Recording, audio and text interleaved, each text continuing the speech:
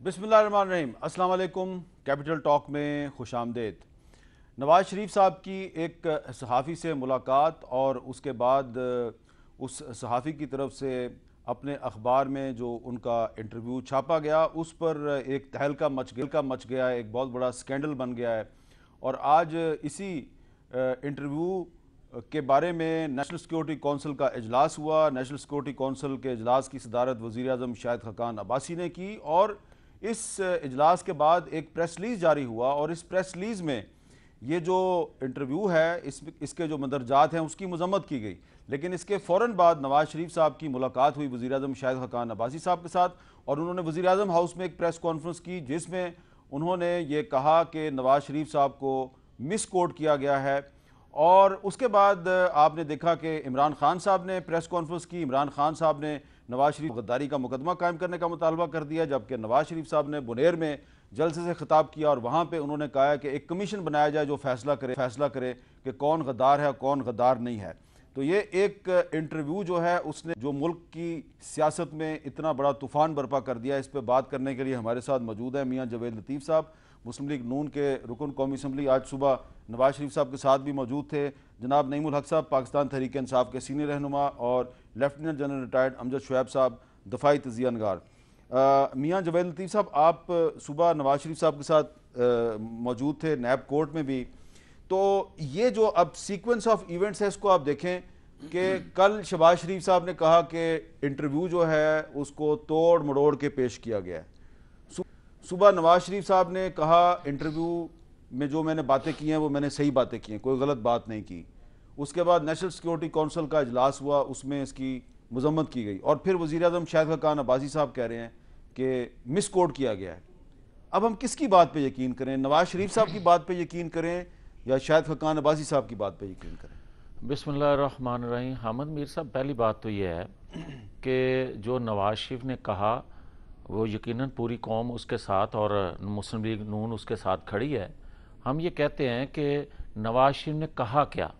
कुछ चीज़ें ऐसी हैं जो तोड़ मरोड़ का वाक़यातन पेश की गई हैं और कुछ चीज़ें ऐसी हैं जो हम कहते हैं, दुनिया कहती है कि हमसाया ममालिक हों या दुनिया हो, वहाँ दहशतगर्दी नहीं होनी चाहिए। हमारी अपनी ज़रूरत भी है कि पाकिस्तान के अंदर अमन आए। अगर हम ये कह दें, और ये बात जो हम कर रहे हैं ये इससे पहले बहुत से जो सरबराहान मुमलिकत थे उन्होंने कही हैं और उसमें कुछ अदारों के लोग भी हैं। अच्छा, आप भी कह रहे हैं कि कुछ बातें तोड़ मरोड़ के पेश की गई हैं, शहबाज शरीफ साहब भी कह रहे हैं, शायद खकान अब्बासी साहब भी कह रहे हैं, लेकिन यही बात नवाज शरीफ साहब क्यों नहीं कह रहे? मैं अर्ज़ करता हूँ, नवाज शरीफ साहब कह रहे हैं कि जो मैंने बयान दिया है उन्होंने पढ़कर सुबह भी सुनाया, उन्होंने कहा इसमें गलत क्या है।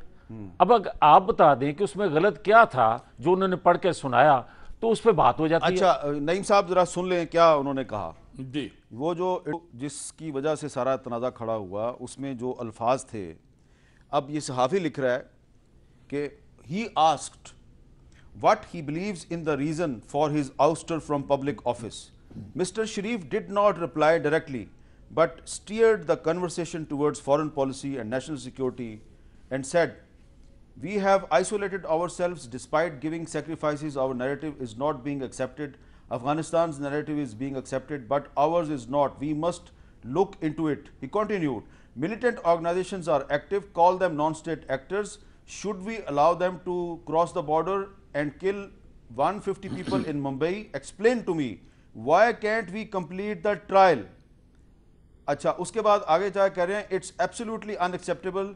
This is exactly what we are struggling for. President Putin has said it. President Xi has said it. Mr. Sharif said, we could have already been at 7% growth in GDP, but we are not. ये हैं सारी controversy इन बातों की है। बिल्कुल। अब जावेद लतीफ़ साहब कह रहे हैं, बताएं इसमें कौन सी बात गलत है? देखें, ये बात हमें नहीं भूलनी चाहिए कि इस वक्त नवाज शरीफ साहब अपने सियासी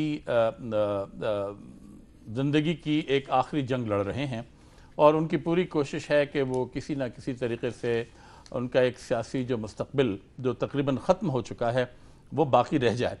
और इस सिलसिले में वो पिछले कई महीनों से पाकिस्तानी अफवाज के ख़िलाफ़, पाकिस्तान की अदलिया के ख़िलाफ़ और वो आज अब इस इंटरव्यू के बाद वो पाकिस्तान की खारजा पॉलिसी के ख़िलाफ़, पाकिस्तान की जो दहशत गर्दी के ख़िलाफ़ जो मौक़िफ़ है उसके ख़िलाफ़ ये बोल उठे हैं।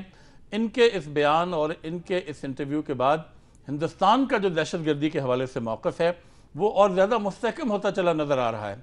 इन्होंने कश्मीर के हवाले से कोई बात नहीं, कश्मीर में जिस तरीके से हिंदुस्तान ने दहशत गर्दी की इंतहा कर दी है, और फिर हामिद मीर साहब आपका जो आज का जो कॉलम है जंग अखबार में, उसमें आपने बड़े ज़बरदस्त तरीके से रोशनी डाली है कि वो कौन से अहम वाक़यात हैं, वो कौन से अहम दहशत गर्द हैं हिंदुस्तान के, जिनके मुताल्लिक़ हमने अपनी आंखें बंद की हुई हैं। तो ये वक्त आ गया है कि एक साबिक़ वज़ीर आज़म जो चंद महीने पहले पाकिस्तान का वज़ीर आज़म था, न्यूक्लियर आर्सेनल का रखवाला था, वो आकर हमारी दुश्मन यानी एक पाकिस्तान दुश्मन बयानात दे रहा है, इंटरव्यू दे रहा है, जिससे हमारा नंबर 1 जो दुश्मन हिंदुस्तान, उसको तक़वियत पहुंच रही है। अच्छा, जनरल अब्दुल शुएब साहब, आज इमरान खान कॉन्फ्रेंस की है, उसमें उन्होंने कोई 3-4 मुतालबात किए हैं, ज़रा सुने, मैं चाहूँगा उस पर आप कमेंट करें। सुने इमरान खान साहब ने आज क्या मुतालबात किए। मैं कहता हूँ इनको सबसे पहले दोनों को रिज़ाइन करना चाहिए, और दूसरा नवाज शरीफ को ECL पर डालना चाहिए। तीसरी चीज़, नवाज शरीफ के ऊपर इसकी ओथ की वायलेशन है, आर्टिकल 6 के ऊपर इसके ऊपर प्रोसीडिंग्स करें। हसन और हुसैन शरीफ जो लंदन में 16 कंपनीज के मालिक हैं, अरबों खरबों पति हैं, मैं समझता हूं कि हमारी नैब को, हमारी FIA को हमें अभी से इन्वेस्टिगेट करना चाहिए कि इनकी कितनी बिजनेसेस है हिंदुस्तानी बिजनेसमैन के साथ। एक तो वो कह रहे हैं जी गद्दारी का मुकदमा कायम करें, ECL पे डालें, और दूसरा कह रहे हैं शहबाज शरीफ और शाहिद हकान अब्बासी दोनों इस्तीफ़ा दें। बिस्मिल्लाहिर्रहमानिर्रहीम। देखें जी, इस्तीफ़े की जो इनकी डिमांड है, मैं तो उससे इत्तफाक करता हूँ, बाकी चीज़ें डिबेटेबल हैं, लेकिन मैं शहबाज शरीफ क्यों इस्तीफ़ा दें? इसलिए कि वो इसी कश्ती में सवार है ना जी। देखें, आप उसको कवर अप कर रहे हैं। अच्छा, आप एक बयान आया है जो कि इंतहाई डैमेजिंग है, आप उसको कवर अप कर रहे हैं। ठीक है। अब आप यूँ देख लीजिए कि आपकी अपने मुल्क के साथ, कौम के साथ वफादारी क्या होती है। कौम में अंदर से बहुत कुछ कर रही होती है। मिसाल के तौर पे जो APS के ऊपर हमला हुआ था, उसमें खुरासानी चैप्टर वाले उसमें इन्वॉल्व थे, और एहसानुल्लाह एहसान आपने पकड़ा जिसने पूरा कंप्लीट आपको बताया कि उसका इंडिया के साथ लिंक किया था। खुरासानी जो है, खालिद खुरासानी, वो इंडिया का मोल है। फिर हमने ISI वगैरह ने, पाकिस्तानियों ने डिग आउट किया, और सारे लोग जो थे अफगानिस्तान में थे, सारा डेटा बताया कि ये है। और फिर कंधार के जो उनका काउंसिल है, काउंसिल खाना है इनका इंडिया का, वहाँ जो पेमेंट्स दी गई इनको ये काम करने के लिए, वो तक बताई कि कितनी पेमेंट किसने की। अब चीज़ है कि इंडिया में से तो कभी किसी ने नहीं कहा कि हमें भी मानना चाहिए, हम हमसायों के ये नहीं करवाना चाहिए। कौम में बहुत कुछ करके अपने आप को दूसरों के सामने मुजरिम पेश नहीं करती, क्योंकि ये आपके अपने नेशनल इंटरेस्ट का होता है। लेकिन यहाँ क्या है, यहाँ तो आप कर भी नहीं रहे। यहाँ तो एक ऐसा इंतहाई भौंडा गलीज इंतजाम लगाया गया है जो आप कर नहीं रहे। और उसकी मैं आपको बड़ा सबूत देता हूँ। जब डॉन लीक्स का किस्सा हुआ तो खुद डिनायल प्राइम मिनिस्टर ऑफिस ने किया, और उसमें लिखा कि यह बड़ा सीरियस नेशनल सिक्योरिटी ब्रीच है, हम इसको डिनाई करते हैं। और आज ये नेशनल सिक्योरिटी ब्रीच जो है वो आज हलाल हो गई, ठीक हो गई। फिर आपको मैं बताऊं, पठानकोट का वाकया होता है, मियां साहब श्रीलंका में थे, मोदी ने आपके ऊपर अभी इल्जाम नहीं लगाया, आपने टेलीफोन करके कहा मैं जाके तहकीकात कर लेता हूं। फिर आप वापस आते हैं, FIR दर्ज करा देते हैं। फिर ISI तहकीकात करना चाहती है, आप उसको रोक देते हैं कि आप नहीं करेंगे। कंबाइंड टीम बनाई जाएगी। IB और ISI को इकट्ठे लगाया। उस दौरान में जब आपने तहकीकात शुरू की तो भावलपुर से जो एक ही टेलीफोन नंबर उन्होंने दिया था, उससे ट्रेस करते करते पता चला कि जैश मोहम्मद के लोग कुछ अफगानिस्तान में जहाद के तौर पे लिए गए हैं, रॉ लेके गई है, रॉ के एजेंट्स ने उनको आगे रख लिया है, और हमें तादाद भी एग्जैक्ट वहां से पता लग गई कि कितने लोग उनके पास हैं जो मुख्तलिफ वक्तों पे इस्तेमाल हो सकते हैं। और इसी दौरान हमें ये पता लगा कि जो 1-2 लोग जो पकड़े गए, जो रॉ के साथ काम कर रहे थे, रॉ से मिलके, उन्होंने बताया कि अब गुजरात में होने वाला है और 10 लोग उसमें हिस्सा लेंगे। 10 में से 6 के नाम पता चले। अगर हम करवा रहे थे, पाकिस्तान टेररिज्म को सपोर्ट कर रहा था, तो आप इंडिया को इतला देते कि अब गुजरात में होने वाला है। अच्छा, नासिर खान जजुए ने जाके इतला दी और वो रुकवाया।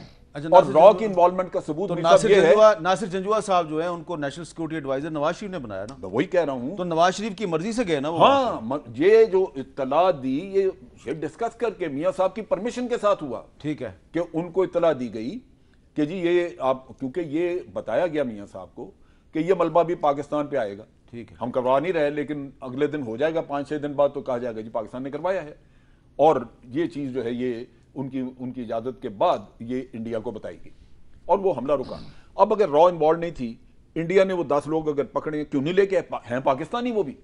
चलो ये आपका पॉइंट समझ आ गया कि आप कह रहे हैं कि ये रॉ करवा रही थी सारा कुछ, लेकिन और मियां साहब के नॉलेज में था। लेकिन नवाज शरीफ साहब फिर मियां साहब को सारी तफसील और रिपोर्ट जमा कराई गई पठानकोट वाली, जिसमें बताया गया कि ये पाकिस्तान से कोई इन्वॉल्व नहीं था। अच्छा, अब उन पे बुनियादी इतराज ये किया जा रहा है कि आपने ये क्यों कहा कि ये लोग पाकिस्तान से गए हैं, लेकिन ये बात तो मेजर जनरल महमूद दुरानी साहब भी कह चुके हैं। मैं आपको बताऊं, देखिए ये 2-3 लोगों पे इल्जाम लगता है। आपने मुशर्रफ का भी इन्होंने कहना शुरू किया। मुशर्रफ ने भी कहा।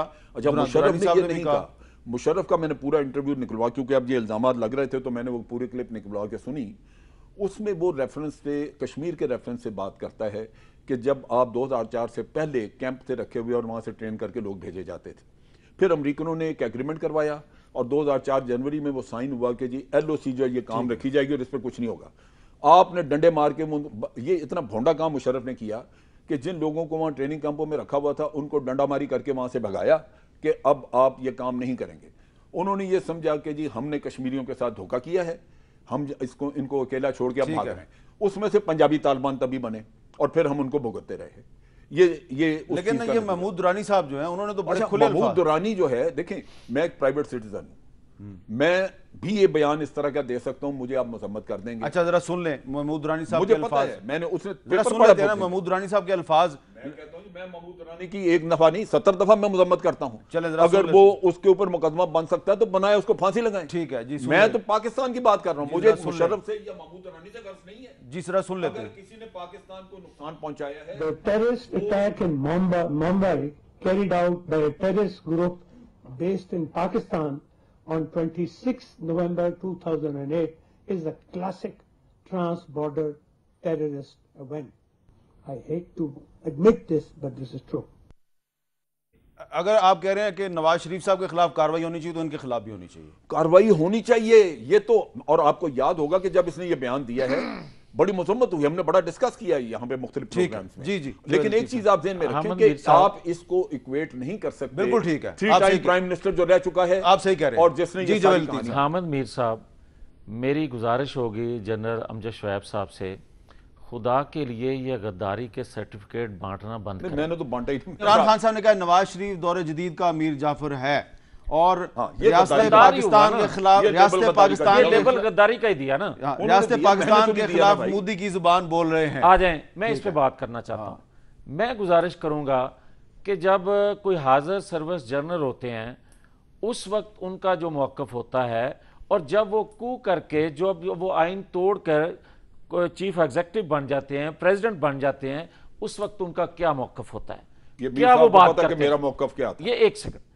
आपकी आपने बताना मीर साहब, आपकी बात नहीं कर रहा, मैं मुशर्रफ की बात कर रहा हूं। आप एक सेकंड यार, ये जन्नत से कोई तरीका नहीं है। दूसरी बात मैं ये अर्ज करना चाहता हूं कि देखें पाकिस्तान के अंदर आप किस पर इल्जाम लगा रहे हैं और किन किन पर इल्जाम लगा रहे हैं।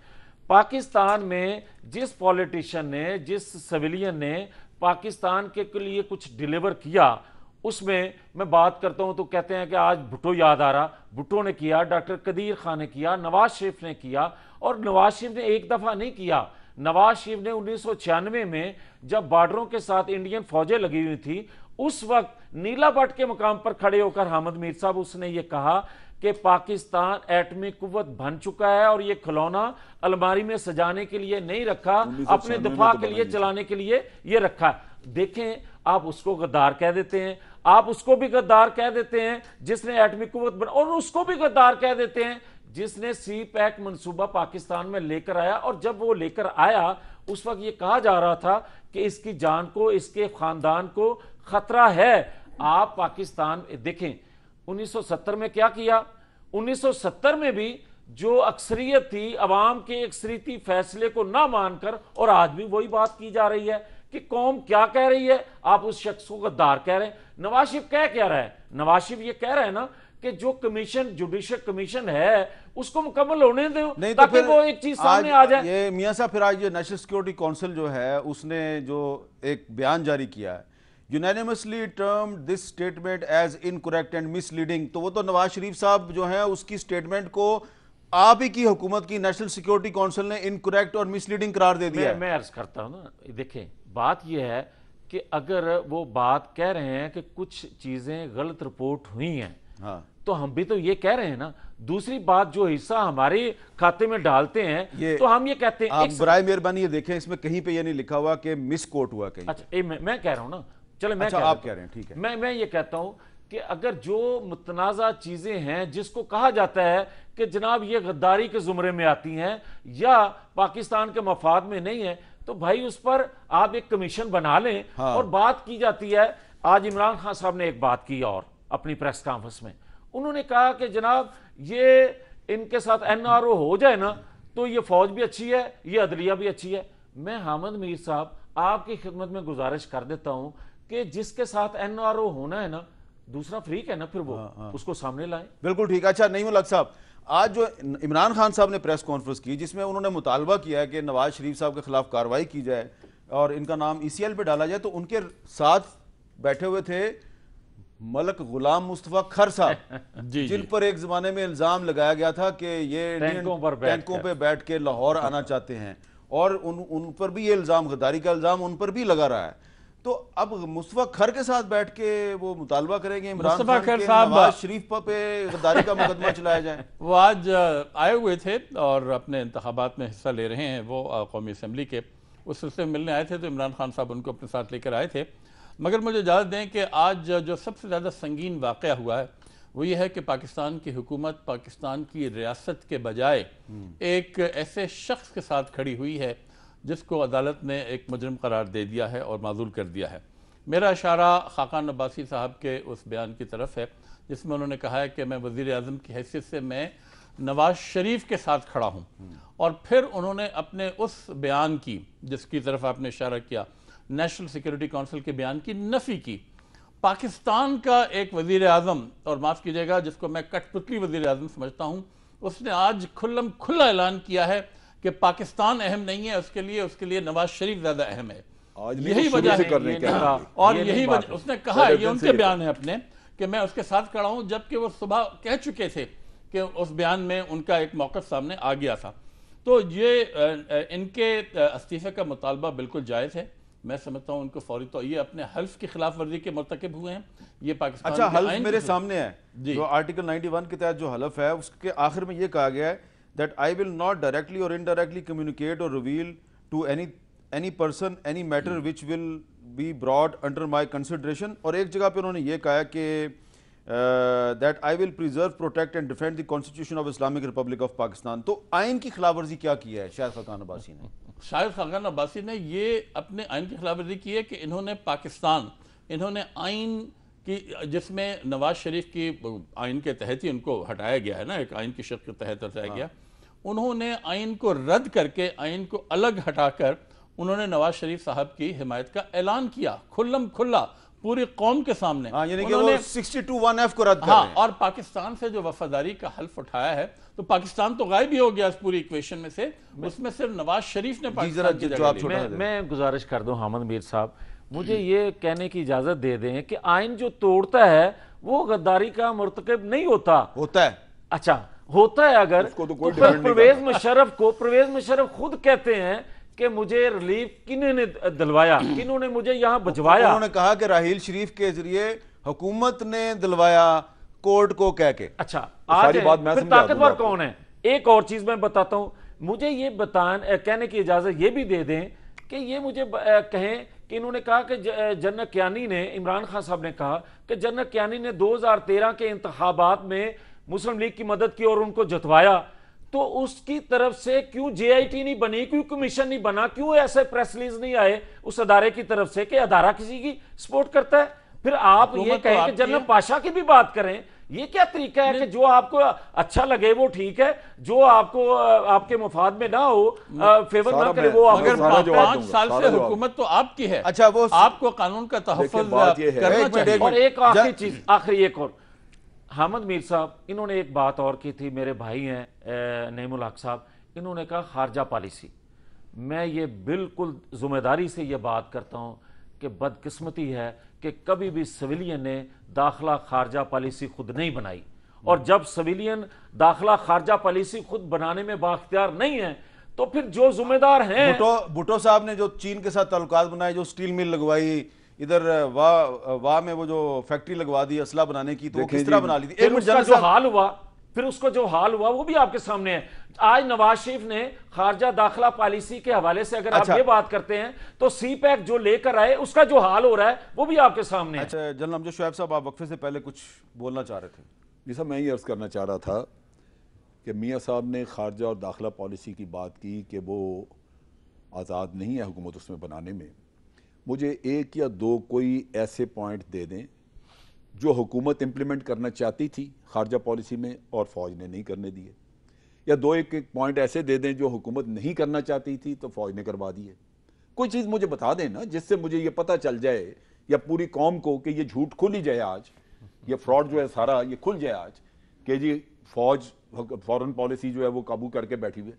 भाई आपके पास पार्लियामेंट है, 2 दफ़ा पार्लियामेंट में गए हैं। एक दफ़ा अमेरिका ने जब सलाला पे हमला किया, पार्लियामेंट ने वजह किया कि आइंदा। ये जनरल राहील शरीफ जो है ये एक बहुत बड़ा इत्तेहाद है, उसके सरबराह बना के भेज दिए गए। हाँ, तो ये किसने भिजवाया इनको? वो गवर्नमेंट ने, नवाज शरीफ ने। जी उसका मैं आपको मैं सारी बात आपको समझाता हूँ। नहीं, वो सारी बात ना समझाए, मैं थोड़ा सा आपको नहीं, हकीकत क्या है। राहील शरीफ उस वक्त सर्विस में थे जब शहजादा मोहम्मद बिन सलमान जो है वो विजिट पे आए, मिले जाके पहले प्राइम मिनिस्टर को। मियाँ साहब ने वादा किया उनसे, उन्होंने कहा जी कि हमें चाहिए। मियाँ साहब ने वादा किया कि हाँ ये हम दे देंगे। फिर वो जा रहे थे राहील शरीफ को मिलने के लिए GHQ मोहम्मद बिन सलमान। उस वक्त उनके जाने के बाद, चलने के बाद यहां से मियाँ साहब ने टेलीफोन किया राहील शरीफ को कि वो आपके पास आ रहे हैं, ये बात करेंगे। मेरे साथ उन्होंने बात की, मैंने इजाजत दे दी, मैंने उन्हें कह दिया होगा कि हाँ जाएं, आप ना करें। अच्छा चलें, ये आपने अच्छी बात मैं हल्फिया ये तय हुई है बात, और इसका आप जब कभी इन्वेस्टिगेट करना चाहें ये कर ले। कभी हुकूमत की तरफ से किसी ने कहा कि ये खुद ब खुद चले गए, तो क्या ये जी पार्लियामेंट की जो करारदाद है ये उसकी खिलाफवर्जी नहीं है? ये उसकी भी खिलाफवर्जी नहीं है, खिलाफवर्जी है। अच्छा, और एक और मैं अर्ज कर दूं, हामिद मीर साहब, मैं हलफ से तो बात नहीं करता, मगर मैं जिम्मेदारी से ये बात जरूर कह रहा हूं कि पूरी पाकिस्तानी कौम ये जानती है कि सिविलियन हुकूमत कितनी आज़ाद होती है, और सिविलियन हुकूमत में जिन लोगों ने पाकिस्तान के लिए कुछ डिलीवर किया होता है उनका या मकबूल लीडरशिप होती है, उसका हाल क्या होता है। ये एक सेकंड जनरल साहब ये ना किया करें। मैं एक और गुजारिश कर दूं, मैं ये कहता हूं कि पाकिस्तान में आज तक जिसने कुछ डिलीवर किया, मकबूल हुआ अवाम में, उसका हाल भुट्टो, उसका हाल डॉक्टर कदीर खान, उसका हाल नवाज शरीफ, उसका हाल बेनजीर भुट्टो, लियाकत अली खान, ये सारी बेनजीर भुट्टो को सिक्योरिटी रिस्क क्यों कहते थे? मुझे बात करना था, मेरी सुन, अगर मैंने हम कहते थे, मैं वो बंदा हूं जिसने मुशर्रफ की कभी हमायत नहीं की, और मैंने मुशर्रफ के टेक ओवर पे भी मैंने उसकी मुखालफत की। अच्छी बात है। लेकिन अगर आज मेरे साथ बैठ के कोई उस वक्त बात कर ले कि उस वक्त मियां नवाज शरीफ ने इस मुल्क के साथ क्या किया हुआ था, जो हालात थे उस मुल्क के क्या थे, कोई बंदा नहीं जिसके साथ सींग नहीं फंसाया हुआ था।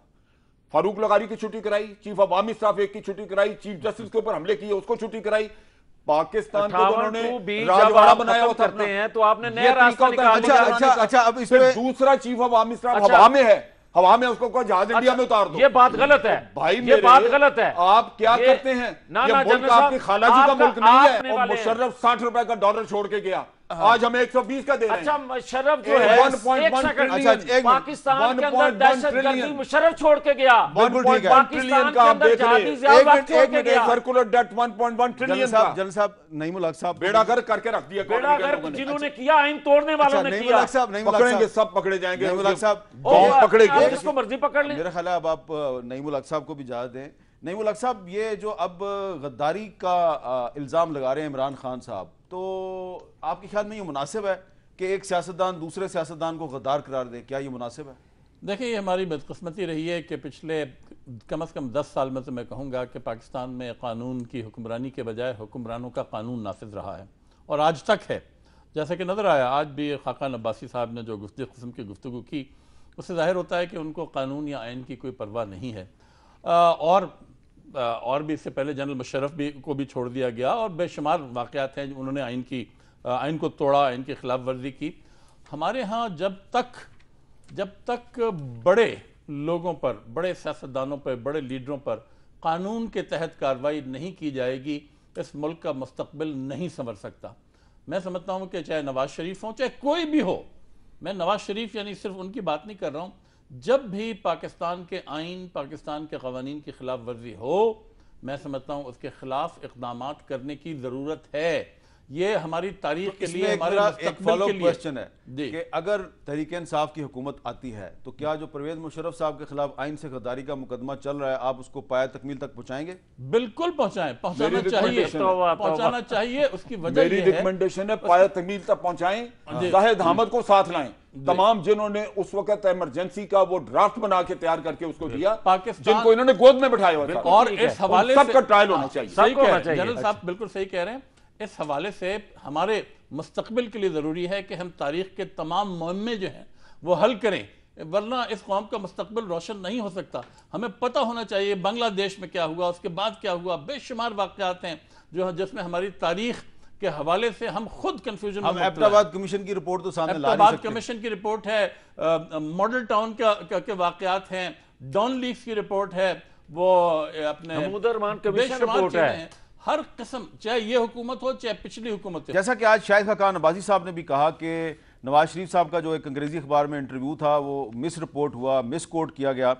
ये इसी तरह कल शहबाज शरीफ साहब ने भी बात की थी, और उसके बाद फिर मरियम नवाज शरीफ साहबा ने कहा कि जो मियाँ साहब ने कहा मुल्क के बेहतरीन मुफाद में कहा, मुल्क को क्या बीमारी खोखला कर रही है मियाँ साहब से बेहतर कोई नहीं जानता, वो इलाज भी बता रहे हैं।